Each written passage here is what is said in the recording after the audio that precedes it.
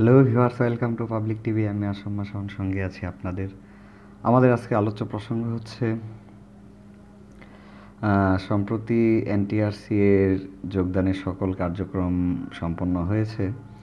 এমত অবস্থায় আমরা অনেকেই এখনও যে বিষয়টি নিয়ে খুবই টেনশনে আছি, বা আমাদের মনের মধ্যে যে বিষয়টি খুবই ঘুরপাক খেয়ে যাচ্ছে, একটি প্রশ্ন, তা হলো যে দ্বিতীয় মেধা তালিকার লিস্ট কবে নাগাদ প্রকাশিত হবে। এই প্রশ্নটি প্রতিদিন ন্যূনতম 50 জনে আমাকে কমেন্ট বা মেসেজ বা ফোন বা ফেসবুকে বা ইউটিউবে, মানে যে কোনোভাবেই আমাকে শুধু একটি প্রশ্ন ঘুরিয়ে ফিরিয়ে, যে ভাইয়া দ্বিতীয় মেধা তালিকা কবে নাগাদ প্রকাশিত হতে পারে বা হবে কি না।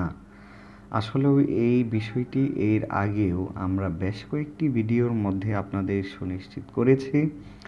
আমাদের আজকের এই ভিডিওতেও আমরা একটি কথাই বলতে চাই, সেটি হচ্ছে এনটিআরসি স্পষ্টভাবে বলে দিয়েছে বিভিন্ন সংবাদ মাধ্যমে যে দ্বিতীয় মেধা তালিকাও প্রকাশিত হবে। এটা নিয়ে আসলে কোনো হতাশার কারণ নেই। সম্প্রতি শেষ হয়েছে প্রথম মেধা তালিকার যে সুপারিশপ্রাপ্ত তালিকাদের যোগদান। তো একটু সময় দিতে হবে, কারণ নানান ধরনের জটিলতার মুখে আছে এনটিআরসি। এখানে প্রতিদিন অন্তত গড়ে 200 থেকে 300টি অভিযোগ জমা পড়েছে, তো সেগুলো খতিয়ে দেখছে, এতদিন দেখেছে এনটিআরসি। এবং বিভিন্ন জায়গায় প্রতিষ্ঠান প্রধান বা কমিটির মাধ্যমে নানান ধরনের জটিলতা সৃষ্টি হয়েছে, যেটিও মানে অতএব সমস্যা যেগুলো এনটিআরসি এর কাছে এসেছে, সেগুলো তো আর সমস্যাকে তো আর এইভাবে পেন্ডিং রাখা যাবে না, সেগুলোকে অবশ্যই সমাধানের পথে নিয়ে যেতে হবে। তো এই জন্য এনটিআরসি একটু সময় নিচ্ছে। তো আবার এমপিওর যে ব্যাপার, এমপিও যে নীতিমালার যে ব্যাপার, সেগুলো নিয়ে এনটিআরসি ব্যস্ত আছে। এনটিআরসি আসলেও যে শুক্র শনি নেই, দিনরাত কঠোর পরিশ্রম করে কাজ করে যাচ্ছে, যার ফলে আমাদের এই 40,000 নিয়োগ প্রক্রিয়া ইতোমধ্যে সম্পন্ন হয়ে গেছে। তো আবার দ্বিতীয় মেধা তালিকা নিয়ে এনটিআরসি এর খুব বড় ধরনের কার্যক্রম সামনে আছে। তো একটি বিষয় যেটা মানে আমি আপনাদের সুনিশ্চিত করতে পারি, তা হলো যে আগামী মাসের, অর্থাৎ মার্চ মাসের 7 তারিখের পরে যে কোনো একদিন দ্বিতীয় মেধা তালিকা প্রকাশিত হয়ে যাবে। এটা শিওর থাকেন। এনটিআরসি এর চেয়ারম্যান জনাব S M Ashfaq Hossain sir স্পষ্ট বলে দিয়েছে এক সংবাদ মাধ্যমে যে প্রথম মেধা তালিকায় অনেকেই চাকরি করতে অনিচ্ছুক, বা অনেকেই চাকরি করতে অক্ষম হয়েছে, বা বিভিন্ন জটিলতার মুখে পড়ে অনেকে চাকরিতে যোগদান করেননি। তো সেজন্য তাদের এই যোগদান না করার কারণে তো আর এই পদগুলো সবসময় শূন্য থেকে যাবে না, এগুলো অবশ্যই পূরণ করতে হবে। তো যেগুলো যথাযথ প্রার্থীর মাধ্যমে পূরণ পদগুলো একটি লিস্ট করতে হবে, এবং সেই লিস্টটি হবে দ্বিতীয় মেধা তালিকা। তো আমরা এই দ্বিতীয় মেধা তালিকার অপেক্ষা থাকবো, এটা নিয়ে কোনো মানে ভাবনা এবং কোনো ধরনের টেনশনের কোনো কারণ নেই, কারণ দ্বিতীয় মেধা তালিকা প্রকাশ হবে, এটা সুনিশ্চিত। তো এটাকে সামনে রেখে আমরা আমাদের পরবর্তী কার্যক্রমগুলো এগিয়ে নেওয়ার চেষ্টা করব। আর একটা বিষয় যেটা আমি মনে করি, যে প্রথম মেধা তালিকায় যারা চাকরি পেয়েছে তারা তো মানে ভাগ্যবান, তাদের ভাগ্য তাদের সাথে আছে, এবং মা বাবা, আত্মীয় স্বজন, পাড়া প্রতিবেশী সকলেরই কোনো না কোনো মানে সুচাওয়া বা দোয়া তাদের সাথে আছে, বিধায় তাদের রিজিক অনুযায়ী তাদের সেই রিজিকের অন্বেষণ হয়েছে। আর এটা আমরা বলতে পারবো না যে দ্বিতীয় মানে প্রথম মেধা তালিকায় যাদের চাকরি হয় নাই তাদের যে ভাগ্য ভালো না, সেটা কিন্তু আসলে বলা যাবে না, কারণ আল্লাহ তাদেরকে দেয় নাই, হয়তোবা তার চেয়ে আরও ভালো কিছু তাদের জন্য রেখে দিয়েছে, বা এনটিআরসি চাকরিটাই রেখে দিতে পারে। হয়তোবা প্রথমটা হয় না, দ্বিতীয়টাতে হবে। তবে দ্বিতীয় মেধা তালিকায় যারা নিয়োগ পাবেন বা সুপারিশপ্রাপ্ত হবেন, তাদের ভাগ্যটাও অনেক ভালো। আমি মনে করি প্রথম মেধা তালিকায় যাদের চাকরি হয়েছে তাদের চেয়ে যদি দ্বিতীয় মেধা তালিকায় যাদের সুপারিশ হবে, তাদের ভাগ্যটা আরও বেশি ভালো। এজন্যই বেশি বলছি যে এটা আসলে কোনো পরিমাপ করে না, এটা আমি আমার একটা নিজের একটা মানে ব্যক্তি স্বাধীন চেতা একটা চিন্তা আমি আপনাদের মাঝে শেয়ার করছি। সেটা এজন্যই ভালো যে প্রথম মেধা তালিকার যে সুপারিশপ্রাপ্ত যে টিচারগণ তারা নানান ধরনের জটিলতার মুখে পড়েছেন, সেটা আমরা সকলেই জানি। বাংলাদেশের সকল ধরনের প্রিন্ট মিডিয়া এবং ইলেকট্রিক মিডিয়াতেও নানান ধরনের লেখালেখি হয়েছে, সেটার কারো মানে অজানা নয় যে বিভিন্ন প্রতিষ্ঠান প্রধান এবং কর্তৃপক্ষ বা কমিটির মাধ্যমে বা রাজনৈতিক কোনো ব্যক্তিত্বের কারণে নানান ধরনের জটিলতার সম্মুখীন হতে হয়েছে। এই জটিলতার মুখে পড়ে অনেকে আর্থিকভাবেও নানান ধরনের ঝুঁকিতে পড়েছেন বা পারিবারিক, মানসিক এবং সামাজিক নানান জটিলতার মুখে পরে নির্দিষ্ট প্রতিষ্ঠানে যোগদান করেছেন। তো এটি সুস্পষ্ট যে এনটিআরসি এই বিষয়গুলো যেহেতু অবগত, এর মানে দ্বিতীয় মেধা তালিকায় যারা যোগদান করবেন বা দ্বিতীয় মেধা তালিকার মাধ্যমে যারা সুপারিশপ্রাপ্ত হবেন, তাদের এই জটিলতাগুলো অন্তত পোহাতে হবে না। কারণ এই জটিলতা হওয়ার আগে এনটিআরসি এই জটিলতাগুলো বন্ধ করে দিবেন, সেই পদক্ষেপগুলো এনটিআরসি নিচ্ছে। তো এই জন্যই বলছি যে যারা দ্বিতীয় মেধা তালিকায় সুপারিশপ্রাপ্ত হবেন তাদের ভাগ্য তুলনামূলকভাবে আর কি ভালো। আরেকটি প্রশ্ন আমাদের কাছে যেটি বারবার আসছে, সেই প্রশ্নটি হচ্ছে যে আমি যে অ্যাপ্লিকেশান করেছি, আমি তো অনেক নাম্বার পেয়েছি কিন্তু আমার চাকরি হয়নি।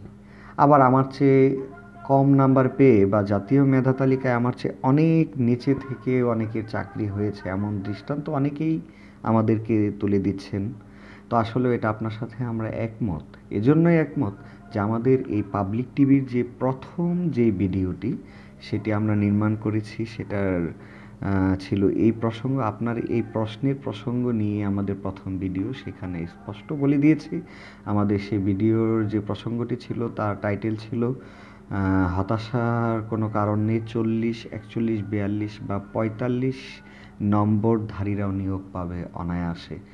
তো আমাদের এই ভিডিওটির যে মূল বিষয়বস্তু ছিল সেটি এবং এনটিআরসির প্রথম নিয়োগ যে কার্যক্রম সেটি 100% মিলে গেছে। যেমন আমি সেই ভিডিওতে বলছিলাম যে 40, 41, 42, 45 নাম্বার পেয়েও অসংখ্য প্রার্থী চাকরি পাবে।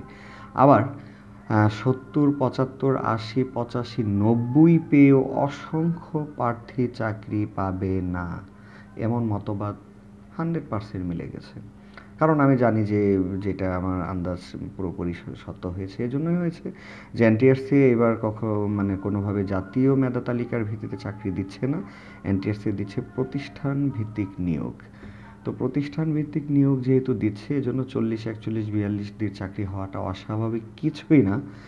আর আপনি যেখানে 80, 85, 90 নাম্বার পেয়েছেন, সেখানে যদি 91 কেউ পায় তাহলে তারই চাকরি হবে, সেখানে আপনার জাতীয় মেধা তালিকার কোনো মূল্য থাকবে না।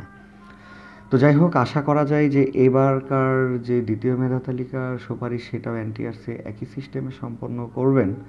তো তাহলে আমাদের যেই করণীয় কাজগুলো সেটা হচ্ছে, আমরা যখন অ্যাপ্লিকেশান করব, যদি এটা মেধা তালিকাটাই মূলত ছাড়া হয় যে মেধা তালিকায় ছাড়া হবে, এজন্য এরকম সিস্টেম হবে যারা জয়েন করে নাই সেই প্রতিষ্ঠানে সেকেন্ড লিস্টে যে আছে তার চাকরিটা হবে। আর এরপরে যে আমাদের পরবর্তী যে অ্যাপ্লিকেশান আসবে নেক্সট আগামী থেকে ভবিষ্যতে আমরা কি করব, যে প্রতিষ্ঠানগুলো হিসাব করব এবং যে এরিয়া যেখানে কম্পিটিশান বেশি সেখানে আমরা ওরকম হিসাব করে অ্যাপ্লিকেশান করব, যেখানে কম্পিটিশান কম সেখানে আমরা সেটা যাচাই পূর্বক আমরা অ্যাপ্লিকেশান করব। তো এটা আমরা অনেকে হয়তো বা প্রথমবার বুঝে উঠতে পারিনি, যার ফলে আমরা অনেকে হাজার হাজার টাকা খরচ করার পরেও চাকরিটা সুনিশ্চিত হয়নি। আবার অনেকে 2টা 4টা একটা অ্যাপ্লিকেশান করে চাকরি হয়েছে, এমন দৃষ্টান্ত আমাদের কাছে আছে। তো যাই হোক, সুপ্রিয় ভিউয়ার্স, আমাদের আসলে এখন বর্তমানে এনটিআরসি যেহেতু যেই পর্যন্ত এনটিআরসি কোনো নতুন নোটিশ আপলোড করবে না সেই পর্যন্ত এনটিআরসি নিয়ে কোনো তথ্য থাকছে না। যখন কোনো নতুন তথ্য প্রকাশিত করবে সাথে সাথে আমরা সেটা ভিডিও কন্টেন্টের মাধ্যমে আপনাদের মাঝে উপস্থাপন করব। তো সেটা আপনি পেতে চাইলে অবশ্যই আপনি যদি নতুন হয়ে থাকেন তাহলে আমাদের চ্যানেলটি সাবস্ক্রাইব করে পাশে থাকেন। আর যদি ইতোমধ্যে আপনি আমাদের চ্যানেলটি সাবস্ক্রাইব করে থাকেন তাহলে আপনাকে অসংখ্য ধন্যবাদ। তো সুপ্রিয় ভিউয়ার্স, এই ছিল আমাদের আজকের বিষয়। তো আপনারা আপনাদের সুচিন্তিত মতামত এবং গঠনমূলক চিন্তা অবশ্যই আমাদের কমেন্টের মাধ্যমে জানাবেন। আর আমাদের এই আজকের প্রসঙ্গ যদি আপনার ভালো লাগে তাহলে একটা লাইক দিবেন, এবং অন্যকে এই বিষয়টি যদি আপনার মনে হয় যে এটা জানালে তার উপকার হবে, তাহলে শেয়ার দিবেন আশা করি। এবং আপনার যে কাঙ্ক্ষিত কোনো বিষয়ে যদি প্রশ্ন যদি জানতে আপনি আগ্রহী থাকেন, তাহলে অবশ্যই আমাদের ভিডিওর কমেন্টে আপনার প্রশ্নটি করবেন। আমরা সাথে সাথে উত্তর দেওয়ার চেষ্টা করব, চেষ্টা না মানে অবশ্যই উত্তর দিব। আর সবচেয়ে বড় কথা হচ্ছে যে আমরা সকলেই সকলের জন্য দোয়া করি, যাতে সকলের মনের ইচ্ছা পূরণ হয়। আল্লাহ যাতে যোগ্য ব্যক্তির চাকরির ফয়সালা করে দেন, এবং সকলের যে স্বপ্ন সেটা যাতে লালিত স্বপ্ন যাতে পূরণ হয়ে যায়। তো সুপ্রিয় ভিউয়ার্স, আজকে এই পর্যন্তই।